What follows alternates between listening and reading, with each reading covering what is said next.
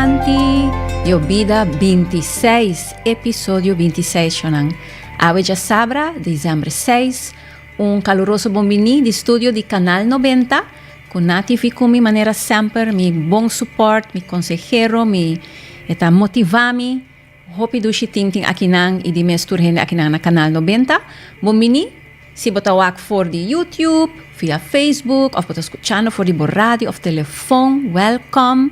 Isa ko boporwak awo tambe via e Facebook di Aruba Mindfulness Institute. Ku ta e instituto ku ta power Gota di paz. Dus donanos un like inanang, donanos bo amor sostén, nos ta aprecia sei. Y espera bota bom. No mucho den e drukte di Pasco, paso mi tawari pa camina turene ta arriba bau. Pero mi ke komenta ku mita hai hopi leuk. Ora mita kanariba kaya, mita drenta luganan, tu mita topa hene nang ku ta papiami di e show.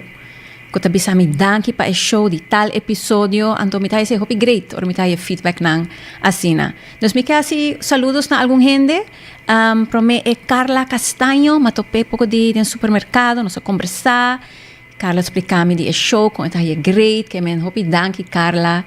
Y también mi que saluda Yoka Castelo, kuta escuchándonos foi di principio, des contento que botei con nos, Yoka, fabuloso. Y también Iman Barut, que está sintonizando también con nos Awe. Awe nos tiene un tópico interesante, ta e Educacion Montessori. Kiko está, y kiko ta e diferencia ku e Educacion tradicional. Un día nos também pasa en inglés, para nos por escuchar y comprender detalladamente el tópico aquí con los invitados especial que takumi, y un día também introducirle, pero manebos usar sempre un rosea. Mi que bisa tambe ko hopi bia ora mito conversa com gente di programa nanta bisa bara mi tindi relaja mi tindi sia calma mi mes tambe pero mi no sa compala rosea sempre nos ta comissão com rosea pero ave nos hasi un mini curso com tahala rosea natural pa bo rosea ta balança pa bo cerebro bo coração traja optimal com calmo e claridade bota claro bom sinta cómodo relaja bo pia na suela y rec el lomba, pues ahora nos sienta un tiki más stretch, ¿no? Nos tiene más espacio en el pulmón, más espacio para el corazón. Bomanan por relajar, y bomanan por cera un rato, of wak abau. Sinti rosea. E promesta un rosea balançada, taco eta dinanishi, e boca ta queda suave será, no mester supla.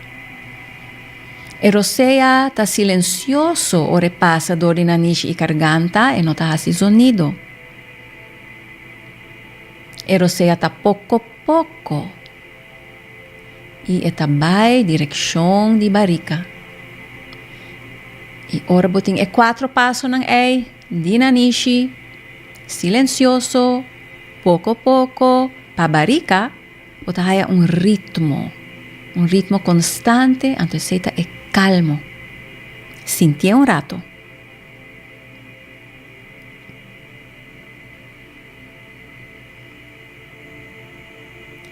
Que men ora bota sinti nervio, talanta, ansiedade em tráfico, onde ko bota, check por osea, check bo mes. E sigue com calmo e claridade. Bom, agora uma perfeita oportunidade para introduzir nos invitado especial e mi que bisa também, no, bo por llama a en día, no, of no llama, manda un message via WhatsApp, kuta 6618133 pa pergunta para nos invitado especial, comentario 6618133 WhatsApp. Ok, por fim, nos invitado especial tá Suzanne Von Saalfeld. Quem tá Suzanne? Well, Suzanne está trabajando para 24 años en Educacion Montessori y está certificada internacionalmente como una profesora de Montessori en escuela primario y de infant education. Necesita, mi te apunta Suzanne diz. Adicional, tiene un master's degree de Loyola College na Maryland. Está certificada en permaculture design. Ama bij su school, hopicos de gardening, de cultivar comida, mais inspirante, compost, hopi great. E está inspirada para gardening, está assim pottery, dus trabalha com clay, está surf. Y esta gusta yunga ukulele, ama escuché canta. Y esta gusta está feliz. Y esta também professora de meditação mindfulness. Ok, por fim, nós também passa em inglês para nos Lucy Susanna. Welcome, Susan. Thank you. I'm so happy to be here with you. I'm super happy to have you here. I feel like a child. You know, a happy child? I feel like that too. Beautiful. Welcome, Susanna. Thank you. It's an honor to be here. I'm a big fan of you. And I'm a big fan of you. And Suzanne and I have birthdays on the same day, so we're birthday sisters. Birthday sisters. I always think birthday twins, but it's birthday sisters. Birthday sisters, yes. Birthday twins. So I know Susanna, back in 2007, you opened the Montessori School, the first Montessori school here in Aruba, and you invited me to be the yoga teacher. So there I was in my car with the stuff for yoga, coming there to give class, and I thought that was so positive, because at that time not many schools would offer that. So I found it very profound and impactful, and what an honor to work with your kids. Thank you. And yes, and you've been to some of my courses, and yes, beautiful. Very highly recommended, the Enlightenment course. Thank you. So I'm inspired by your story, Susanna, how you got into Montessori education. Can you share that with us? Sure. So I've been doing Montessori for a long time now, 24 years, so it's a little hard to remember all the details, but what comes very clearly to me was the first time I encountered Montessori at all. So I had been studying to be a Spanish teacher for high schoolers. I had a year and a half of experience of working with teenagers, and I felt like that was my sauce. I really liked working with the teenagers and their energy and them growing up, starting to be adults. And I really liked their mind and way of being. And I moved to Aruba at that time with my teaching degree in Spanish for high schoolers. And came to work to the International School, and there was a very great Montessori teacher that was working there already. Her name was Carrie Satterfield. And so at that time, International School of Aruba was running a Montessori program. They were, and it was in Cerro Colorado, so over by the refinery, that long ago. And although I was coming to teach Spanish, the Spanish teacher was doing very well, and they didn't really have a place for me in the high school like I was trained for, so they asked me to substitute for the assistant in the preschool. And at first, I had my reservations about working with very little children. I had some assumptions about how it would be, and I didn't have any experience and was not so excited about that. And I walked into the classroom, and Carrie came over, and she said, "Please sit in that tiny stool in that corner, and don't get up unless there is something dangerous or disturbing happening. Just sit and observe unless you are needed." And I sat there the whole morning. That's an easy task. The children didn't need me. And I watched in wonder as these 3 to 6 year olds were managing themselves independently, choosing their own work from shelves, finishing their work, putting it back on the shelf when they were done without anybody telling them. There was order and not chaos. There were about 20 kids in that classroom back then. So preschoolers managing themselves independently, having snack when they were hungry, cleaning their table when they were done with snack. Carrie was giving lessons here and there individually. There was no chaos. The children were free to move around, to sit where they wanted, to talk when they wanted, and still that didn't interrupt their concentration. And I was watching transfixed and thinking, these children are more independent than my own students that are much older than they are. And I couldn't understand quite what I was seeing, but I was instantly mesmerized, and I thought, I really want to know what all of this is about. And so even just getting home that day, I went to my husband and I said, I think I want to do this other thing. I think I'm going to study Montessori. I don't know what it is yet, but whatever it is, I want to sign up.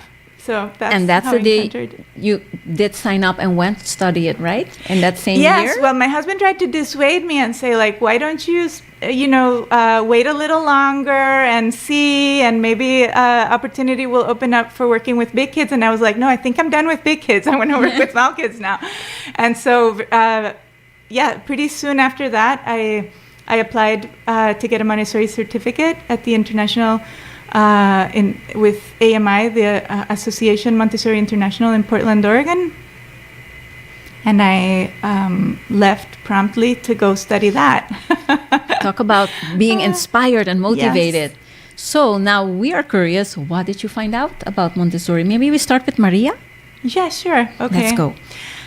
Well, the Montessori training it took 3 years to get my certification, but we did start with the history of Montessori and what it was. And of course, I was new to it, so I had a lot to learn.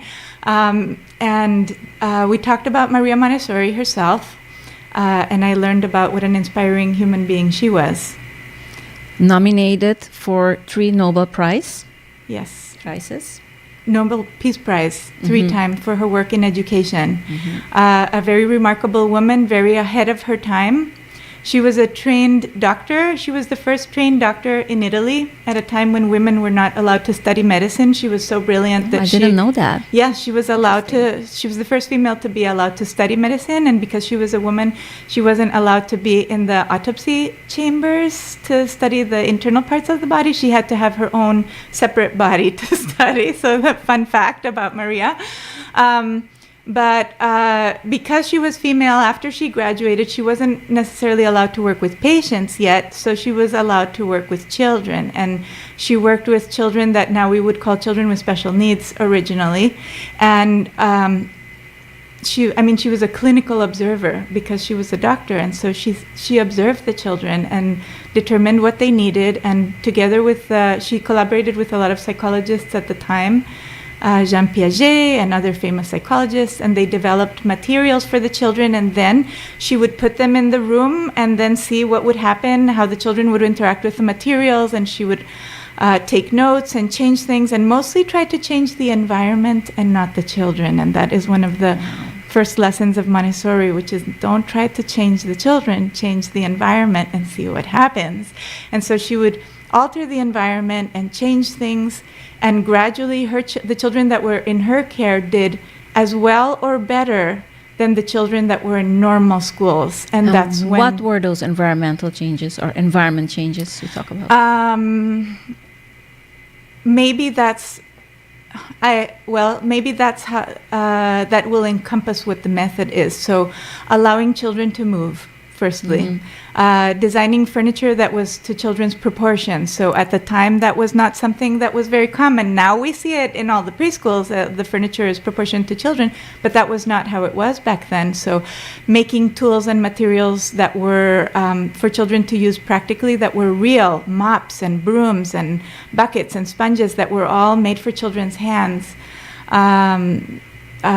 Let's see, so it's proportioning the materials and the furniture so children could move around and do things on their own, and so that children could move their tables and chairs where they wanted. They could. That's one thing that I find so inspiring in your classroom, all the miniature stuff and all the natural materials, like very and colorful. Yes. But beautiful also is one of the things. So these were children that were not privileged originally, and so she made the materials beautiful and attractive so that children would want to work with them. And she made the classroom very calming also, so that it was not very busy on the walls. And the use of natural materials is very specifically for children that are in a sensorial stage of learning, so it communicates a lot to the senses of children. And so here were these beautiful materials and these cabinets, and the materials were available to children to take when they wanted and to work for as long as they wanted with the material. She put only one of each thing, so children had to naturally learn how to wait for things. So all of that continues to be part of Montessori environments today. Yes, and I love what you said also about that peacefulness, that quietness is because there's so much structure. Yes. Can you talk a bit more about that? Well, I love what you're saying because you're identifying it as structure, but it's also a balance with freedom. So there is, the children are free to move, they are free to talk, they are free to socialize, they are free to choose work, and it sounds like that would be a chaos, especially with preschoolers. But because there are so many structures, and we teach basically how to be in the classroom and how to work with things gently. So there's a lot of preparation that goes into the environment also, so that the children can be successful in their freedom. So you would think 26 preschoolers that are all doing different things at the same time simultaneously in a room would be a chaos, but there's actually so much order. That's also what I find very impressive. It's calming to be in your classroom. I was there most of the time. Yeah. Well, the times that I've been. Yes, super inspiring. And I'll say one more thing that is important about what she offered to children. Children want to work. They love to work. We might think that that they just want to kind of hang out. But actually she saw that children were naturally inclined to learn and to work, and that if she let them work and let them do things, that they would very happily do them. And so she offered a lot of practical work to children.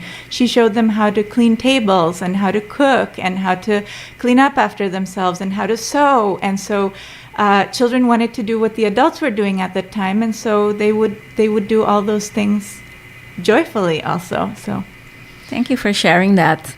So what would be, to someone who doesn't know how the Montessori education or method, I read somewhere they use that word, what would be the main difference with traditional education? That's a question that comes to me very often. What is different about Montessori with traditional schools? So there are many. First, I'd like to say there's many kinds of traditional schools, so I'm going to talk about a more standardized kind of education compared to Montessori. So in Montessori, the education is very child-centered. So when you walk into a Montessori classroom, the first thing that you notice is that there's no teacher's desk. So the teacher is not at the center of the classroom. The teacher is part of the community, but not at the center of it. So you see the environment is kind of she called them children's houses. Everything is designed for the children's use and not proportioned to the adults. So you come in and you see there's no teacher's desk. The teacher moves around and sits in a chair the size of the child also, so that you're basically at their height. And she is not the source of all the knowledge in the classroom. So it's her role is to observe and to guide, but not necessarily to be the center of attention. So that's very different than a traditional school. The materials in the classroom, there are many materials in a Montessori classroom, and they are designed to be used by children independently. So they are self-correcting, special materials, so that children don't need an adult to be sitting next to them to be able to do what they're doing. Usually the curriculum, there is a curriculum in Montessori. It is reflected in the materials themselves. And children are meant to work with the materials independently until they master a skill. And the teacher will observe the children, and based on what she sees, she will know what the children have mastered and what they're ready for. So the curriculum is applied individually instead of standardized. So in a traditional classroom, the teacher teaches all the children at once the same thing, and then they all move at the same pace. In Montessori, the teacher observes and teaches the children individually or in small groups, depending on what they are ready for. According to the need that they have in that moment. I like what you said. The teachers would meet the kids in real time. Yes. That's beautiful. Yes. And so a child doesn't need to wait for the rest of his peers to have learned something before he can move on to the next skill. So you see that children can advance very quickly through a curriculum because you're moving at their pace. And if a child needs more time with something for whatever reason, then you can give more time for that also. So the curriculum advances at the child's pace. Another big difference, if I can continue. So please, I'm just having all these questions popping up, but continue. Is that it's normally in Montessori you have children grouped in three age groups. So in we have what we call a mixed age classroom. So 3 to 6 year olds are all together in the same group. 6 to 9 year olds are together in the same classroom. 9 to 12 year olds. And so the mixed age classroom is another characteristic of Montessori. In traditional school, normally you have all children of the same age together for 1 year with one teacher. In Montessori, you have children of 3 different ages together, and that has a whole bunch of beautiful characteristics to it, which like what? like the youngest children are exposed to what older children are doing. And anybody who's a parent out there knows that children are imitators by excellence, and that they will imitate what children do, not always what adults do. And so the younger ones are watching the old ones, and so they grow into their knowledge, into their skills, into their role by watching the older ones. The older ones have the role of being the peers and of being the role models and mentors of the younger ones.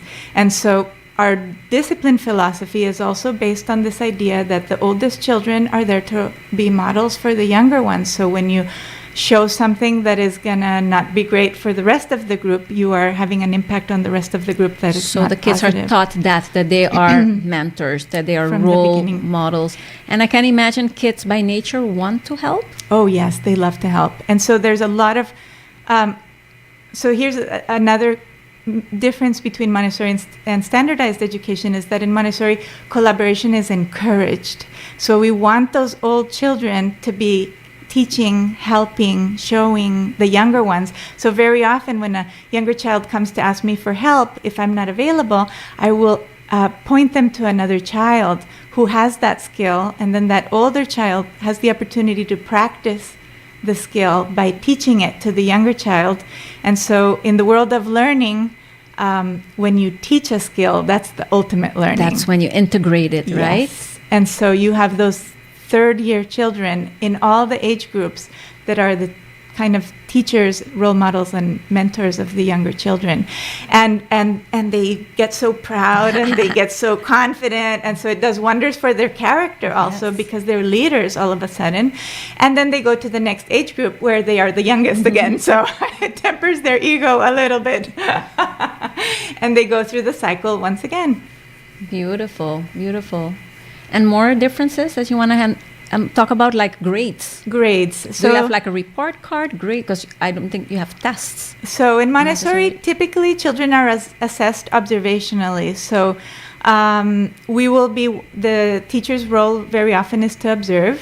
And so I'm watching the children, what they're choosing, what they're doing. Sometimes I invite them to practice something simply so I can observe how they do it. And when I see that they have the skill, that they can do the thing, right? They can count to 100 or whatever, then I know that they have that skill. So I don't need to give an artificial kind of test to find out if they have that skill. I just see it as it happens in the classroom. In later grades, children are also assessed observationally, but they're also asked to do projects and to demonstrate their knowledge in different ways. In a practical way. Usually, also. yes. Or it can be an academic way in later years also, but at least at the preschool level, it's mostly done observationally. We don't work with rewards or punishments, so grades are not a reward. When you get a good, we don't have grades, so there's not the reward of a good grade, but we want to work with internal motivation, that children feel that learning is the reward. I can do this. I have this skill. I feel proud of myself. I can share the skill. I can tie my friend's shoe because I can do that. And that feels good to be able to do that, and not to have to get a sticker or some kind of artificial pat on the back. And the same way with punishments, we don't really have a kind of straf or so what do you do when a kid misbehaves repeatedly? We work with natural consequences. We make agreements with children. So there's a very democratic element to Montessori also, where there are classroom meetings where we talk about how do we want to make it so it's nice for everybody here. And then we come up with our agreements. We call them together, our school family agreements. The kids that decide the agreements. The agreements get revised, and more agreements need to be made as the year progresses. And then when a child forgets the agreement, we bring them to the agreements and say, remember, we have this agreement, and we remind them why we have the agreement. So the idea is that the children are participating in the democratic process of the classroom and learning how to be good citizens also.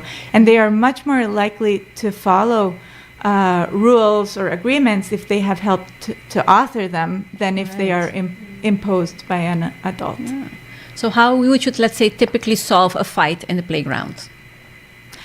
Well, there are many different kinds of fights, disagreements and conflicts among children, especially when they're free to move and talk and all of this. So I'll give 2 examples because I think they could be helpful out there. But recently, listen, you all teachers out there, and mothers with small kids, this can be helpful. We had 2 4-year-old girls who both really wanted to work with the material at the same time, and they came to the shelf and they both grabbed the tray at the same time, and I want it, no, I want it, no, I want it. And so they were pulling each other, pulling the material. And so I came up to them, and we have taught a lesson already in our classroom of how to solve a problem. We've given there is a class on how to solve the problem. So they kind of knew. So I said, it looks like there's a problem. You both want the same thing at the same time. So I'm going to hold this in my lap and keep it safe so nobody else can have it. And you guys can sit here and find a solution that you both agree to. And these are 4-year-olds. And because we have given lessons on how to find solutions, and you have to keep suggesting things. And the idea is it has to be a mutually agreeable solution. Then, it's amazing what the children come up with. Are they capable? And they can. And so they came up to me and they said, we have a solution. And they feel so happy when they have a solution. And they said, she's going to use it first, and I'm going to do this other thing. And I was like, great, here you go. So solving your own problem. I love that. Okay, so that's in certain cases. Then so you're not the police. I'm not the police. And then there's those community-based agreements also. Children will remind each other, we agreed, we can't call each other names. They will remind each other because they are also the authors of the agreements. And usually when children have a disagreement of some sort outside, we'll bring them together and we'll give them the opportunity to talk to each other. Do you have something you want to tell him about what happened, or do you want to say something? Because we don't always see what happened, but just giving the children the opportunity to tell each other what they didn't like or what they want clearly usually de-escalates the situation immediately. It sounds something like adults could use. Yes. Whoa, we should teach us in the workplace. Let's make our agreements together and write them down. Well, yes. I find that in many courses that I've taken, the first step is how are we going to communicate together here, and then coming up with those agreements together. Powerful. And it works beautifully. Yes. Oh, thank you for that example. You're welcome. Very valuable. So now brings me to another question. So this sounds all beautiful, freedom, and I can imagine some people thinking, oh, so is that the reality? Are they prepared for the big world of academia or university? Because before, it was only beautiful San Montessori. So when they would finish, then it was the myth, I understand now it's a myth, of it's all in vain because there's no follow-up Montessori school, and that's not how the world operates. What's your comment on that? Okay. Yes, sometimes, I've heard people say like, oh, Montessori is not like real life. Yeah. But actually it is so much more like real life, because in real life you are free to move and you are free to talk, and you have many more conflicts with people because you have autonomy and choice. And so if we compare it to traditional education, it's a lot more artificial to have to be sitting and listening to somebody for so many hours. That's one part of my answer. But the idea in Montessori centrally is that we're trying to really work with the characteristics of the whole human being. So not just feed them knowledge or for them to memorize facts, but really for them to become who they are. So one of the central characteristics of Montessori is this idea of choice. When you can choose how you want to spend your time, you very quickly figure out who you are, what you like, what you enjoy, what you're good at, what your skills are, what your interests are. And so developing that part of yourself means you become an adult who knows what they like and who they are and what they want to do and how they want to contribute. And I find that that is really important. So at the 3 to 6 level, when there was only primary in Aruba, children would come to our school and I would say, this is the time to invest in education because children's brains at a young age are still not complete. They're not fully formed. The younger they are, the more neurons they have that are not connected yet, that are still kind of building the structure of the brain. Like you said, those are the foundational years. Yes, right? 0 to 6 is the foundational time of the whole personality. So I am essentially working with children that are still in a pretty unconscious stage, and their environment is forming who they are. So you want to give them the most beautiful, rich environment. You want to give them adults that are worthy of imitating because that is who they are becoming. And that doesn't change. That becomes the hard wiring of the brain. And so I would tell parents, it's okay, they can come for 3 years and then you can send them wherever they want, they can go wherever, but they will have had that foundation. But now we are so privileged in Aruba that Montessori has grown exponentially. There was a need for it very clearly in the community because there are now 9 schools. We have them written down. Hold on, we're going to give you the list in a moment. 9 schools spanning from daycare, from when children are 0 to age 18, so that parents can visit all these programs because all the programs are different, maybe look slightly different or have a different flavor of Montessori in them. So it's nice to see that there is variation also among the schools, but they're all implementing Montessori education, so parents have choice.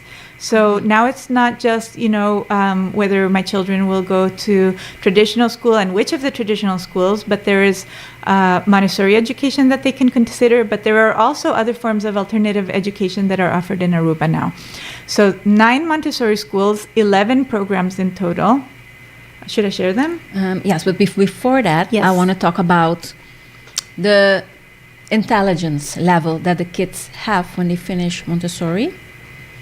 Because Montessori is based on skill-based as well and community-based. And I can imagine parents thinking, is that enough for a degree, for a university? Because they want maybe the brain-based or the focus on knowledge. What is your... Well, there is also a curriculum that is being implemented in Montessori that is academic. So usually the curriculum in Montessori will encompass, at the 3 to 6 level, we have math, language, science, and the science is divided into botany and zoology. We have geography that we offer to children 3 to 6 years old. There is music, there is art, there is food preparation, there's practical life, there's education for the senses. So the curriculum is very broad. So it actually offers a very broad set of knowledge and skills to children from when they are very young. And that continues on through base school and high school. The difference, I'd say, when we're talking about academics is that the way that the academics are implemented in Montessori, there's a little more freedom, there's a little bit more choice.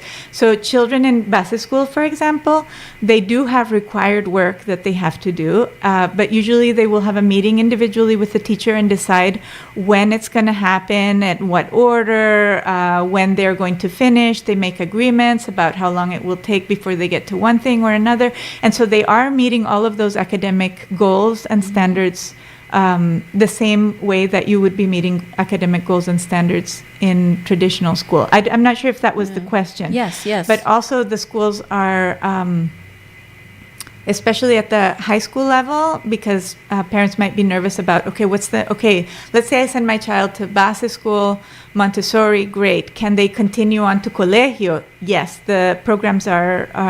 Tell us about the doorstroomtoets that you told me about. Yes, so one of the schools in Aruba, the Montessori Elementary Schoolhouse, has had consistently very excellent, of the most excellent scores for the doorstroomtoets from the students that have graduated from there going on. And the doorstroomtoets is the test that so many parents sorry about the word, fuss about, put the kids in bailas for that from tuts to go to colegio. Yeah. Right? And then the kids from the Montessori high school score consistently.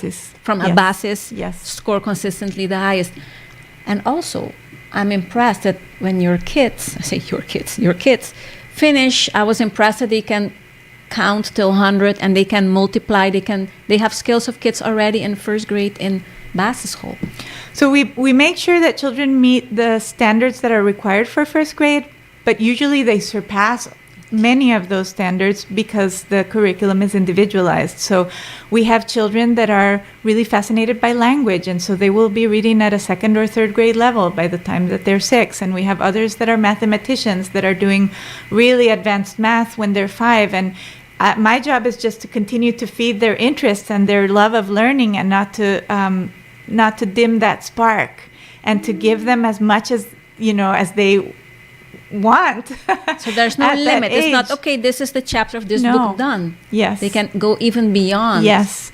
And so I continue learning, and that is the beauty for me in my personal journey as a teacher, is that I have different children all the time, and I have to continuously be updating my own knowledge so that I can introduce children to different things. So, for example, this year in particular, we have 4 boys that are naturalists, and they can't get enough of dinosaurs, prehistoric life, animals that are extinct, ancient sharks. And so I've had to learn about all that stuff so that I can provide materials that are interesting to them too. Of them, no? Yes, current to them. And that's beautiful, because it shows your material is not standard and set. It can grow along with the kids. Yes. It's dynamic. And it changes depending on the children who are in our classroom.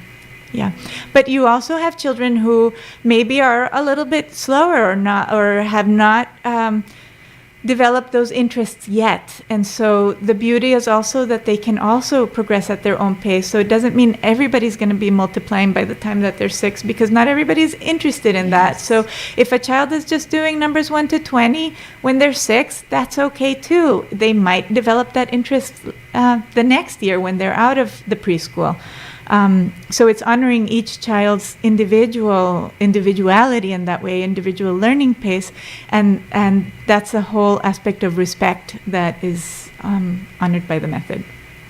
From a teacher's perspective, do you think, guide every kid individually? That's exhausting. I'd rather sit and just plot this thing out and everyone has to listen to it, get it over with. Is it true? I don't know. This thing that pops up in me, is it?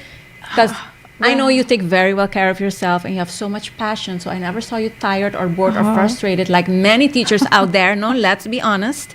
Many burnt out teachers leaving school to be an entrepreneur.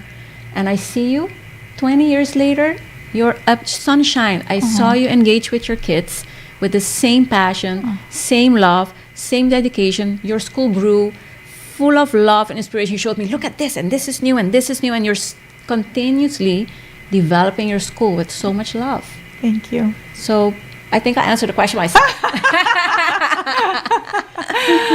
Well, one of the beauties of teaching Montessori is that it is so dynamic. So when I think about my colleagues and friends that are teachers as well in traditional schools, and they're teaching, let's say, first grade, they're teaching the same curriculum in the same way almost every year, and that can get kind of repetitive.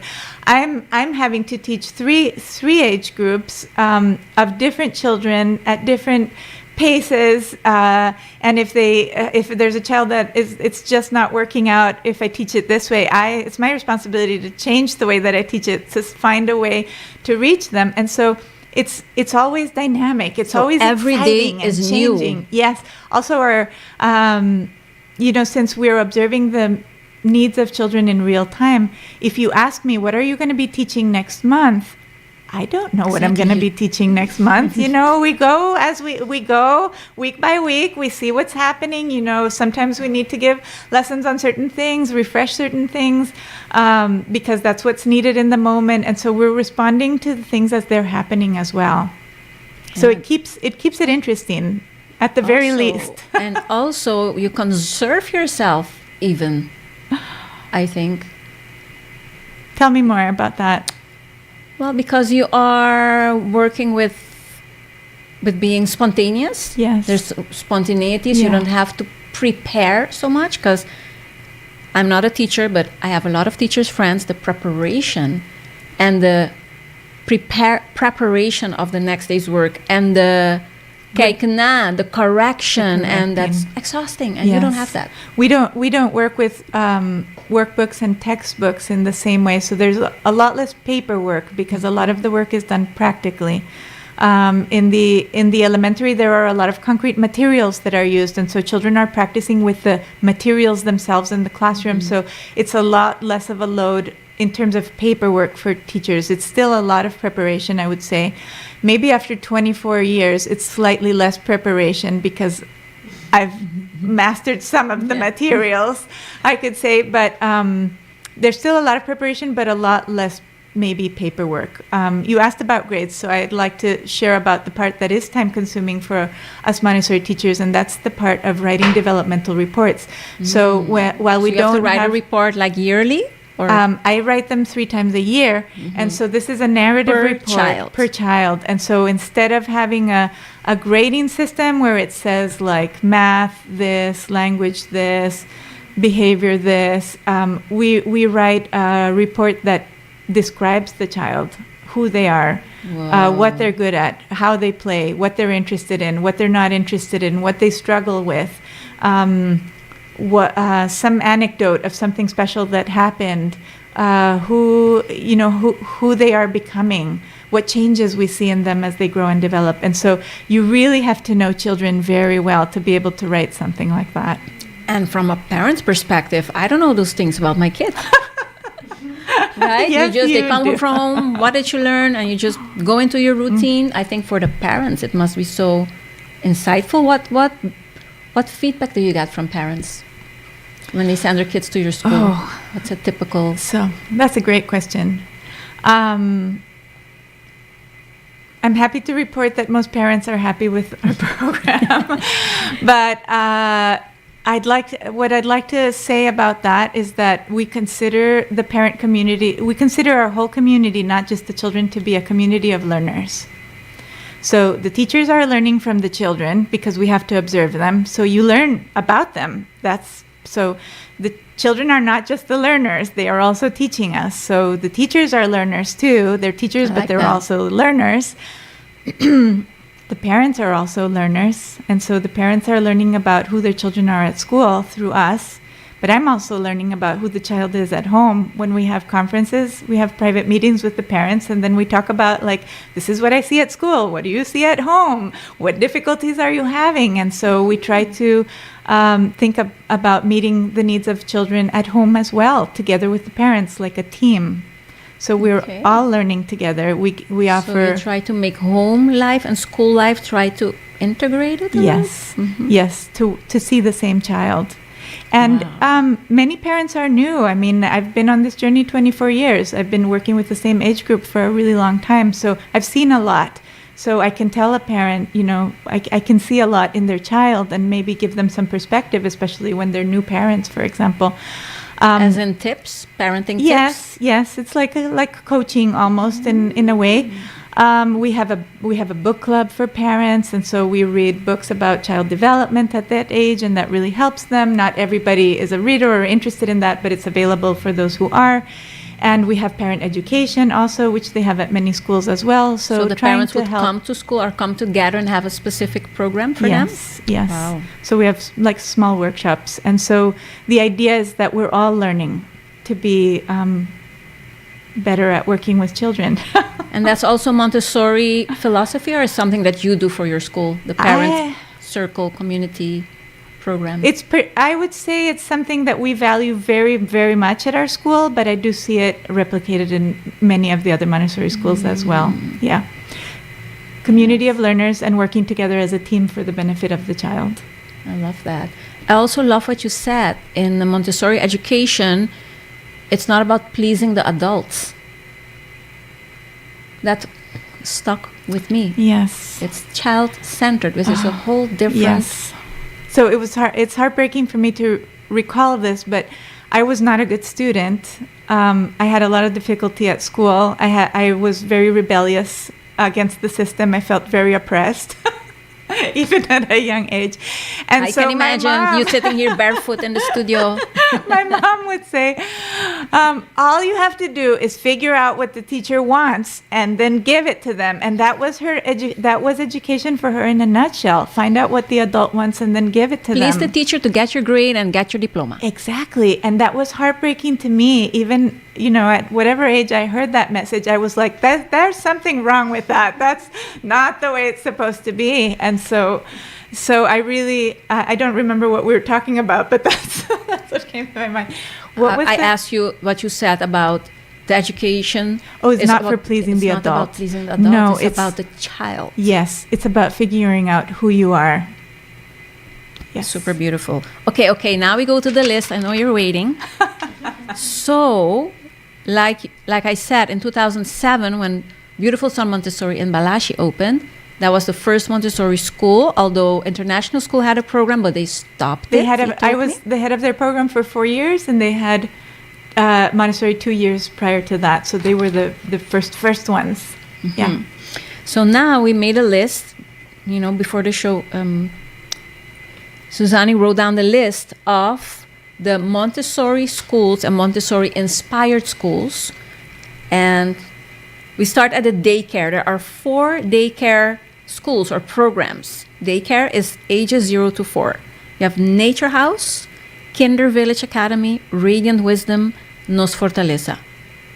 And they are full, you said. Most of the time, yes. So then we have primary, 3 to 6 years. That's Beautiful Sun Montessori from you. Nos Fortaleza, that's Jessica, no? Mm-hmm. Jessica Pina. Children's House, I want to honor the teacher, sorry. Children's House is who? Children's House is Jahaira Pina. Jahaira Pina. And let's go back. Nature House is?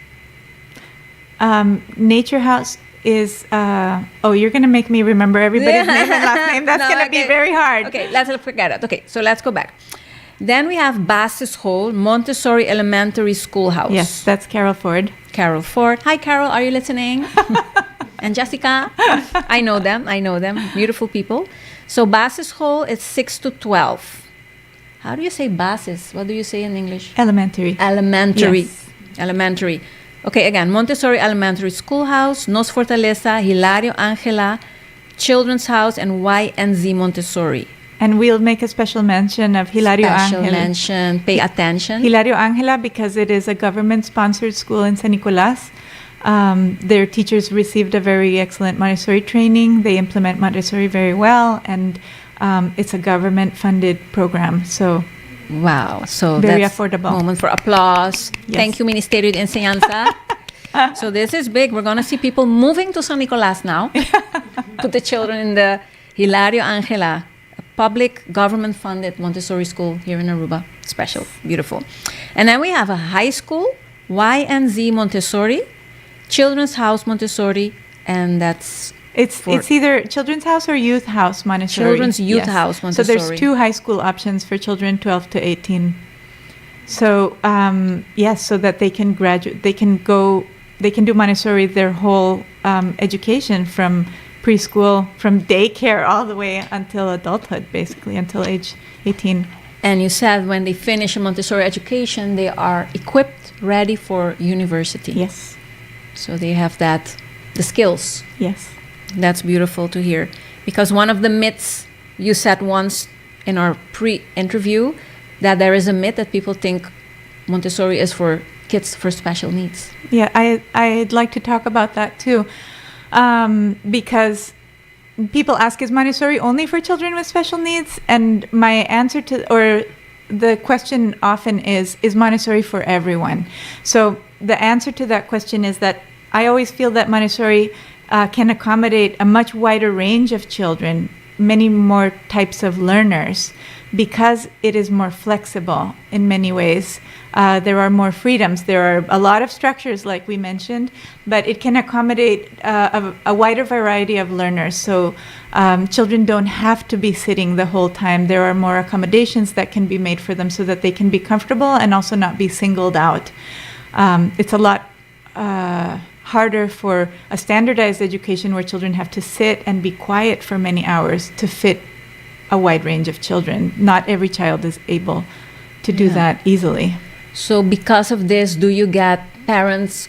I know nowadays a lot of kids get stigmatized with ADHD. Do you have a lot of parents coming with the kids because they have attention disorder? Many parents seek out Montessori specifically because they know their child will fit better in a Montessori school than they would in a standardized classroom.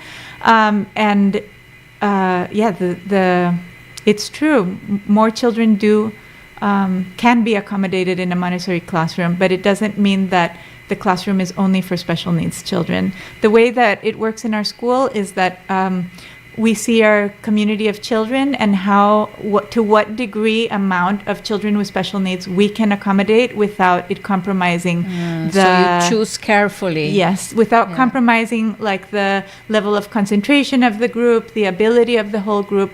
But we've had children with autism, we've had children with visual impairment, we've had a blind child in our classroom, we've had children with attention deficit, we've had dyslexic children, but it doesn't mean that only those kinds of children attend our program. I mean, there's all kinds of children. I always say that at the preschool level, all the children are special because they're all really quite different at that age, and so. Yeah. So talking about that, let's talk about size. Yes. Is there a criteria for a limit amount of kids for a Montessori classroom to be functional and effective for everyone? That's such an interesting question because when we compare with traditional school, for example, you will have anywhere from 25 to 35 children in a classroom with one teacher usually, and the teacher is the center of attention. So a lot of her energy has to go into managing the group so that they pay attention to her in the way that is necessary for them to learn. In Montessori, you will have anywhere from 20 to 30 children in a classroom also, but there will be a teacher and there will be an assistant, so there's usually 2 adults. But it tends to work better in Montessori when you have between 20 and 30 children. So in traditional school, maybe the fewer children you have, the better it works, because then the teachers has fewer children to manage, for example. But in Montessori, you want to have enough children that the adult is not available all the time to help all the children, so that the children have to rely on each other for help. So it's built into the system that you want to have enough children that they have to help each other, because that is how the method shines, really, when the children are helping each other and teaching each other. Yes.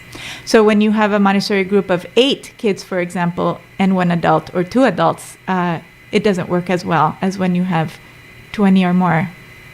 Wonderful. And you also said that you have the same amount of kids since you started. Yes. And you know why? Can I say it? Is it 26? 26. The same amount that fits in a school bus. It's the amount of kids that will fit in a coaster bus. Shout out to our wonderful field trip bus driver, Jackie, who's been taking us for 12 years all around the island. That's the amount of kids that will fit in a coaster bus and not one more. Yeah. So if not, there's no school trip. Yes, and we have field trips so often. We go out of the school a lot to see things and to have nature play days and things like that. And so the bus is very important. Beautiful, beautiful. I like that. We're reaching the end. Can you believe it? 5 more minutes. So fast. I know. I it's could like talk we went for hours. time warp or time zone shift. So for those who are listening, you can send your questions, comments. I'm going to look at the WhatsApp in a moment, 661-8133. And I have some final questions also for Susanne. Is there something you feel you want to really say that we didn't address today, that you say, this is important for people to understand about Montessori traditional education? I'll share one of my favorite aspects about Montessori, which is that if from when you're very young, you are allowed to make choices in your education, you very quickly find out what you're passionate about in life. And every child has some I mean, they're already so defined from when they're so young. They have their personality and things that that just make them tick. And so it's very beautiful for me to think of an education where that is honored and considered, so that when you are 18 and you have to make that decision of, okay, now it's time for me to go into a workforce, to choose a career or a profession that I'm going to go into. If you have been told what to do your whole life, it's very hard to know who you are. And if you have been allowed to make more choices throughout the whole process, it's more likely that you come out of that knowing who you are and what you love. And it's such a privilege to be able to do what you love. And so it's one of my favorite things about Montessori is children discovering what they love and being able to participate actively in it. Yes, very inspiring, because I do remember the horrible moment of finishing high school and being standing in a big blank of big black. Yeah. What now? Yes. No idea. What am I supposed to do? So this is so crucial. Yeah. That we can finish a high school with a sense of who we are. Yes. That's so powerful. Thank you for sharing that. You're welcome. So let me see. Quick questions. I see. Put on this. Okay. So the question would be, how come Montessori is more expensive than public schools? Would it be incorporated in the future at public schools? Well, as we mentioned before, we do have one public school, and several of the Montessori schools in Aruba do receive a little bit of government funding, yes. and we hope that will continue and maybe expand. But why are Montessori schools expensive? I wouldn't necessarily consider them expensive. They are, they do cost. They are private schools for now. And why are they private schools for now? Because they are not adhering to all of the standardized requirements, let's say, of a public school. So they are parent funded. So it's parents that fund the schools. And what I love about that is that that becomes the quality control of the school. So the parents are funding the schools. The schools exist because the parents want the schools to exist. Otherwise, they wouldn't fund the schools. The tuition that parents pay goes entirely into funding the school, paying the teachers' salaries, paying for the materials, and all the things that running a school entails. In my last calculation, every child that goes to public school in Aruba, it costs 9,000 florins to 10,000 florins for each child to attend public school. That's the cost. That's what the government would pay. It's what the government would pay. It's about the same or even a little bit less in some of the Montessori schools per child. Mm-hmm. So it is the same cost, but in this case, it's the parents that are requesting it or valuing it. It would be lovely for all the schools to be a lot more affordable, but it's the reality that in order to exist, it would be either... So then it is a financial possibility. It could be. From a government budget to transform the schools, make them Montessori with this. Yeah, yes. So from a parent's perspective, of course, we don't know all the behind-the-scene financial breakdown, but there are major costs involved in running a public school. And we don't see that. We think, it's free, it's easy, but there is a massive amount of money, right? It's so much percentage of the total amount of investment done, so it's a lot. So thank you for explaining that. You're welcome. So I hope it was clear. It was clear. Okay. Yes, I appreciate it. So what would be a final message that you have for parents out there listening to this? Ooh, for parents out there. Okay. This is one of the things that I most often repeat to parents at my school, so it's kind of an unasked for piece of advice. Let's go. Advice from Suzanne. So one of my favorite sayings is, prepare your child for the road and not the road for your child.